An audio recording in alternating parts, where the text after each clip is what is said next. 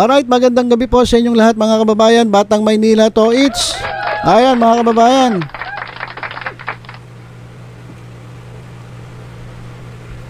Yun. Andali, alisin ko yung ating mikropono para makita ninyo itong ating suot-suot.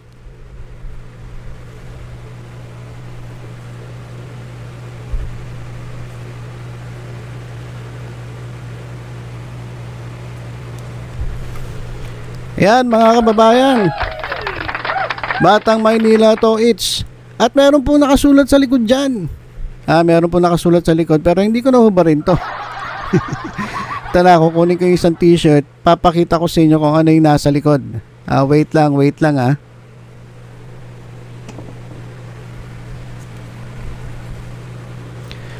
Ayan mga kababayan, yung nasa likod. Yan po yung nakasulat. Hindi ako panatiko. Ayan mga kababayan, hindi ako panatiko. Ang ibig sabihin yan, tayo wala po tayong pinipili. Kapag ikaw ay nagkamali, kahit iniidolo kita, syempre kinakailangan kitang paalalahanan. Pero kapag ikaw naman ay medyo hindi ko gusto pero tama ang ginagawa mo, ay dapat ka lang palakpakan. Ayan. Yan po ang Batang Maynila to it's mga kababayan. Teka lang, babalik ko lang Yun. So yan mga kababayan, yung ating bagong t-shirt ay kakapagawa ko pa lang. At kung kayo po ay interesado mga kababayan, ay mag-usap po tayo sa aking Facebook. Batang Maynila to it's Facebook, yung meron pong 23,000 na followers, hindi po yung isa, yung meron pong 23,000 followers kasi 23,000 na po tayo mga kababayan sa Facebook. At dito naman sa YouTube, tayo po ay 226,000 na. Ayan mga kababayan, Batang Maynila to it's yan po.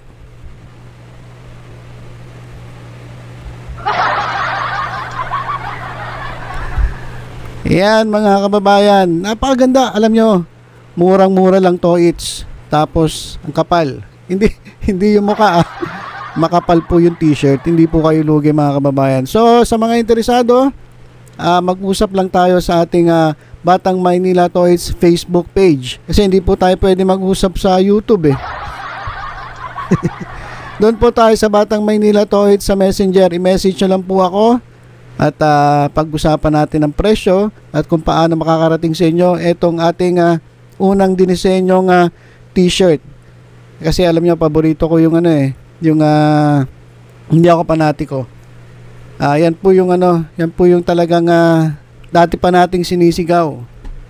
Na nako, kapag mali ang isang grupo o isang sinusuportahan natin, kinakailangan lang nating medyo alug-alugin, pagsabihan para ma-realize nila yung mali nila. At kung ito namang mga medyo hindi natin nagugustuhan pero nakita naman natin na napakaganda ng kanilang ginagawa para sa bansa, dapat lang palakpakan. Di ba? So, nakuusap-usap lang tayo mga kababayan sa Batang Maynila Facebook page kung kayo po'y interesado. Ayan mga kababayan, Batang Maynila to it's.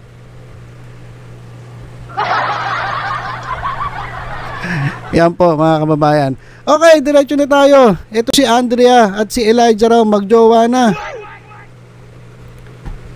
Etong si Elijah Canlas mga kababayan, natatandaan ko pa nung ito ay nagsalita na hiwalay na raw sila ni Miles Ocampo. Meron pa tong mga kung ano-anong sinasabi. Meron pa tong mga kababayan mga sinasabi. Ang sinasabi nito na kesyo dumaan daw sila sa medyo malubak na daan. O dahil daw sila ay busy sa kanilang mga ginagawa. Busy raw si Miles Ocampo sa I-80, busy raw si Miles Ocampo sa ibang mga bagay. At siya naman, busy daw siya dun sa kanyang senior high at sa iba pang mga bagay. Kaya nag-decide daw sila na na maghiwalay a couple of months ago. So medyo matagal-tagal na po yung kanilang paghiwalay, pero late na nilang sinabi. Ayun yung sabi niya. At sabi pa niya, okay naman daw sila, hindi naman daw sila galit sa isa't isa. At eto talaga mga lalaki, mga kababayan eh. Yung mga salita nila, mga mga kabulastugan eh, kalokohan, kaya hindi ako naniniwala minsan na maghihiwalay tapos medyo sasabihin na okay daw sila, hindi daw sila galit. Tingnan nyo, sabi ni Elijah Canlas, I'm always gonna have love for her and support her with what she does, but right now we are taking our time figuring things out. So parang sinasabi niya, gusto ko ng space. Ako ay mag-astronaut muna dahil gusto ko ng space. Kunyari pa tutulongges na to, gusto nilang kilalanin ang kanilang sarili. Di ba minsan ganon? Break muna tayo kasi kailangan kong kilalanin ang aking sarili. Masama pala yung naging relasyon nyo kasi nung nagka-relasyon kayong dalawa, nakalimutan mo yung sarili mo. Kaya ngayon, nakikipag-iwalay ka dahil gusto mo makilala ang iyong sarili.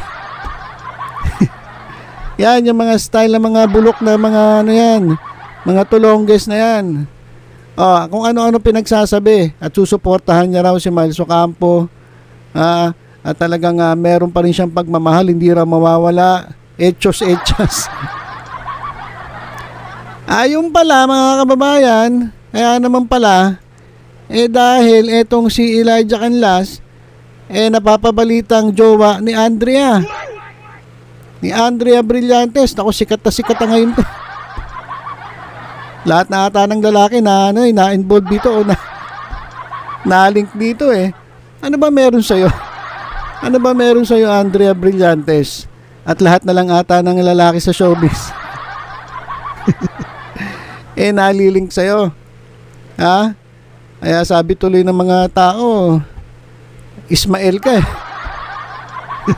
Etong si Ismael mga kababayan, ayon kay vlogger na si OG Diaz. Eto na naman si OG. Sigurado ka ba dyan, OG Diaz? Baka pagsabihan ka na naman fake news peddler. Pero alam niyo mga kababayan, marami na po naniniwala kay OG. Sabi nga nila, hanggat hindi si OG Diaz na nagsasalita, hindi kami maniniwala. Mas credible ngayon si OG Diaz kapag hindi nagsalita si OG. Wala, hindi yan totoo. So mas gusto nila ngayon at maraming naniniwala ngayon kay OG. At maging kay Nanay Christy Fermin, kasi itong dalawa na to. Noong una hindi ako naniniwala kay OG eh. Kaya mali tayo eh. Ngayon, di ba vindicated si OG at etong si Nanay Christy Fermin. Di napahiya yung mga basher.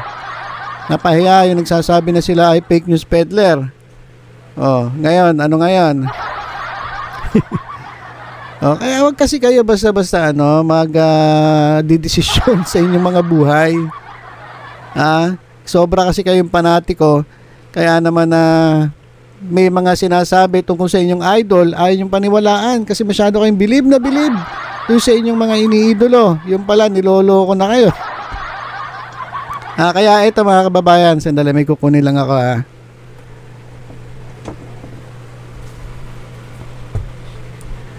ayan mga kababayan. Kaya dapat kayo, hindi kayo panatiko. Dapat di kayo panatiko kasi pag panatiko kayo, kahit niloloko na kayo, naniniwala pa rin kayo kahit mali na yung ginagawa, pinagtatanggol nyo pa rin katulad ni Carla Estrada. Mamaya pag-usapan natin yan. Pag-usapan ba natin si Carla o ngayon na? Kasi si Carla Estrada, panay ang tanggol dito kay kanino ba to? Kay Supremo. Teka lang, babalik ko muna tong t-shirt Yan, si Carla Estrada panay ang tanggol dun sa anak niya. Kahit mali na yung ginagawa, tanggol pa rin. Meron nga siyang binabanata na netizen ang sabi, nagagalit si Carla Estrada dahil sabi ito raw si Daniel Padilla cheater. Hindi raw cheater si Daniel Padilla. Si Jutes. Hindi raw cheater. Ano tawag mo doon? Anong gusto mo itawag kay kay Daniel Padilla? Ha? Mabuti, mabait, kagalang-galang, faithful, loyal. Anong gusto niyo itawag kay Anong gusto mong itawag namin kay kay Daniel Padilla? O unang-una, kumakalat sa social media. Meron daw silang one night stand ni Ismael. Si AB. Baka magtaka kayo, sinong Ismael? AB po, si AB. Bakit Ismael? She Ismael. Dami ba naman lalaki na lilink syempre, she Ismael. Okay, merong one night stand na napabalita. Doon daw sa Spain. Kasi di ba natanong nung napanood niyo ba yung interview ni Visceral ni Meme Vice kay AB? Nung pumunta raw siya sa Spain, doon daw siya umiyak kasi nagkahiwalay sila, di ba, ni Richie Rivero. Sabi ni Andre Brillantes, hindi po ako nalungkot. Hindi ako umiyak. Nag-enjoy po ako. Yung sinabi niya nag-enjoy, kaya naman pala nag-enjoy kasi ang nangyari, nagkita sila di umano ni Supremo.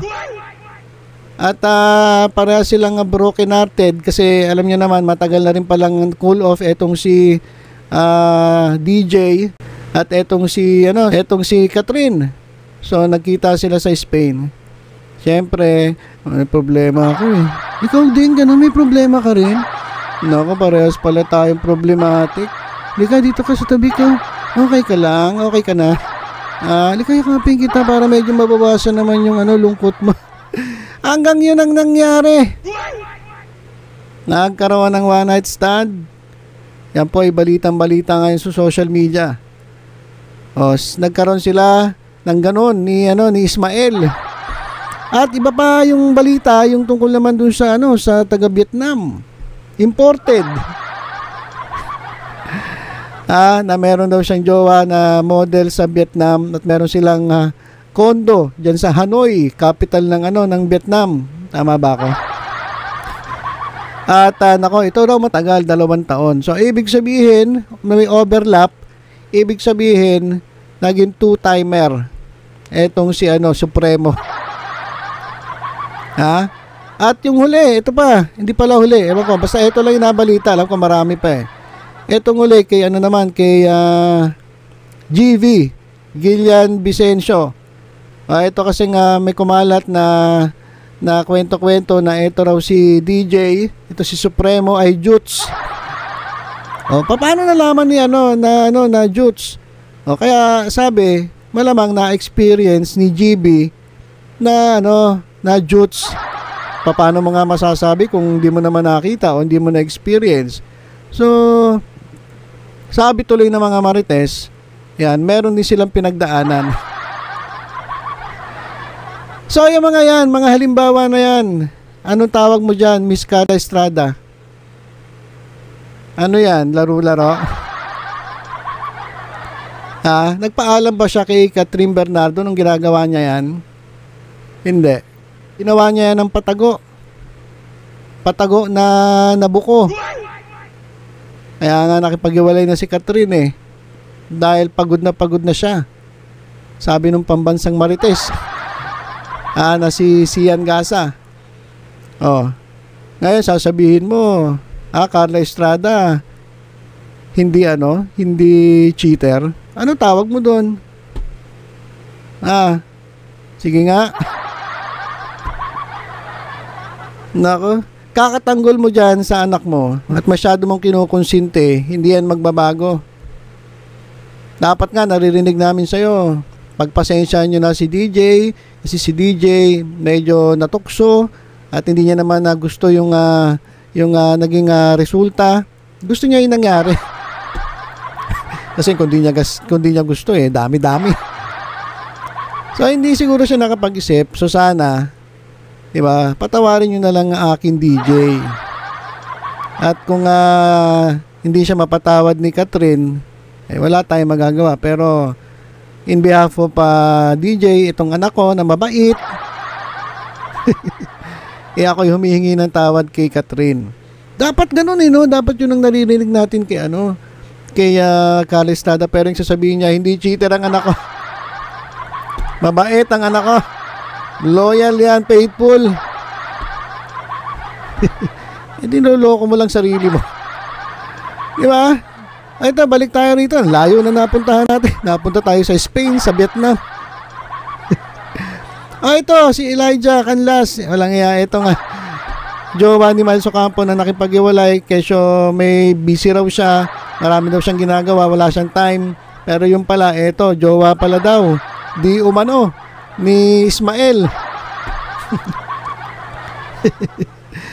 Sabi ni Ana OG, gaano katotoo na itong Andrea Brillantes ay may bagong nililiyag? Kasama niya ito sa senior high. Walang iba kundi si ito ay nakarating lang naman sa akin. Ito na naman. Hindi pa confirm. Kaya ka pagkakamalang fake news peddler Ito naman mga kababayan, siguro sinasabi lang ni OG. Pero alam niya, imposible naman hindi niya alam na may katotohanan yung sinasabi niya. Sabi nga ni Nanay Christy, hindi sila basta-basta nagsasalita kung wala silang resibo. Kung hindi sila sigurado sa sinasabi nila, hindi sila pwede magsalita dahil napaka-importante sa kanila ng kredibilidad.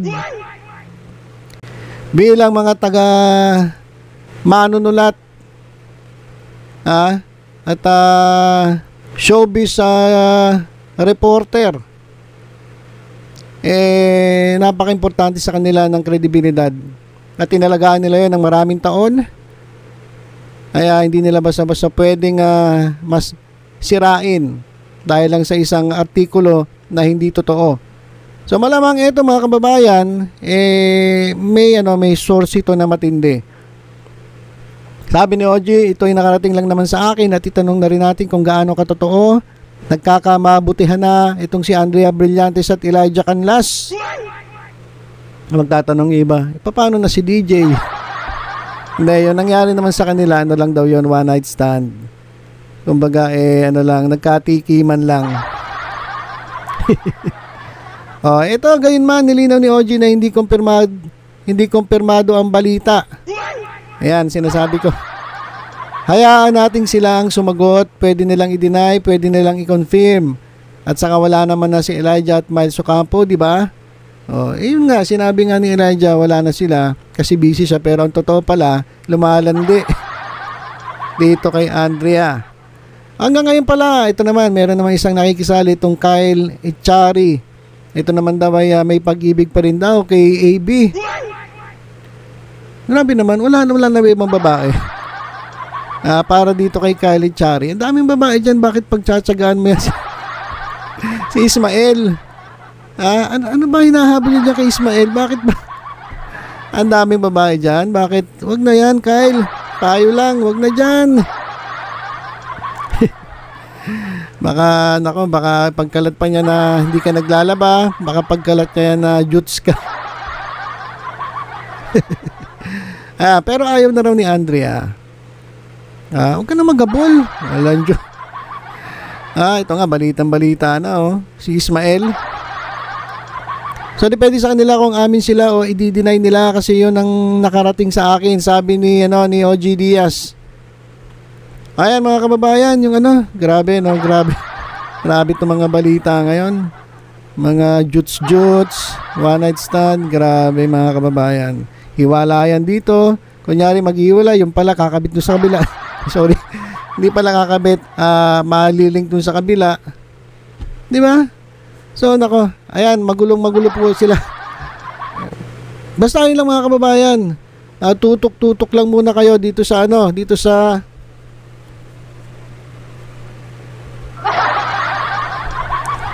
Diyan sa Batang Maynila to sa mga susunod pang updates. Muli, paalala ko lang sa mga interesado po dito sa t-shirt, kontakin nyo lang po ako dyan sa ating Facebook page Batang Maynila Toys, yung meron pong 23,000 followers. Abangan ko po kayo doon at doon natin pag-usapan kung magkano at kung paano makakarating sa inyo. Alright, so yun lang. Ingat po tayong lahat. God bless.